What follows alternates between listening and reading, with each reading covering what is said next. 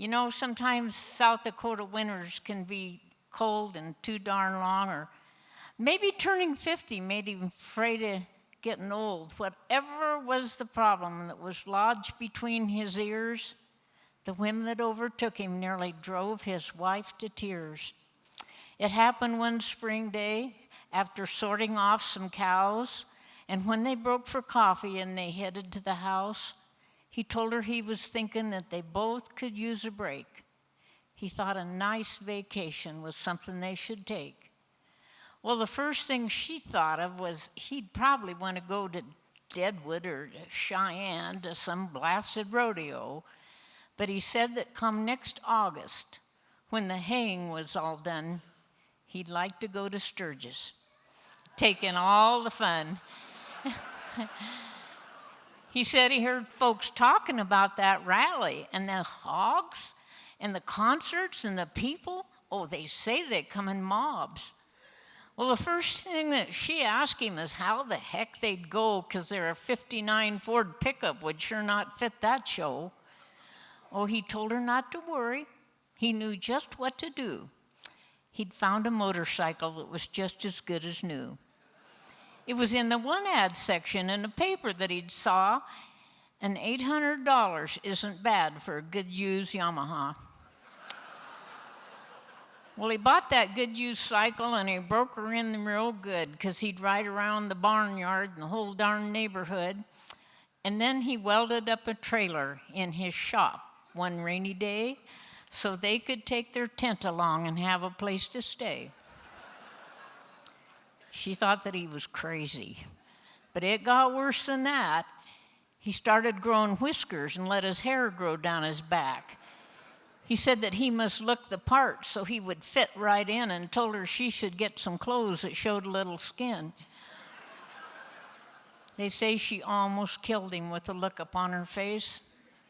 But it seemed like it was no time when she would take her place behind him on that Yamaha, the trailer hooked behind, and off they went for Sturgis like the blind leading the blind. They hadn't gone an hour on this 7-hour trip when it felt like rigor mortis had just settled in her hips. The sun was bearing down, her skin was turning red, while thoughts of home and air conditioner was fogging up her head.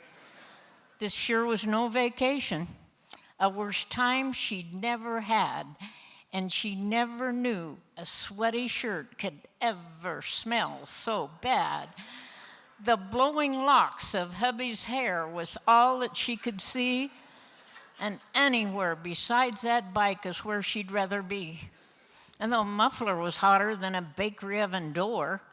Not even bearing children made her body feel so sore. She begged to go back home, but her voice, he never heard, never would have stopped. If it wasn't for that bird, it hit him in the face just west of Belvedere. It was there that he discovered her no longer in the rear.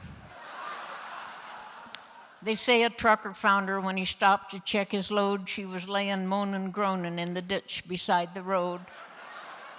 At first he was real startled. He thought she might be dead. But the only thing that hurt her was a little bump upon the head. When hubby found she'd left him, he at first went into shock.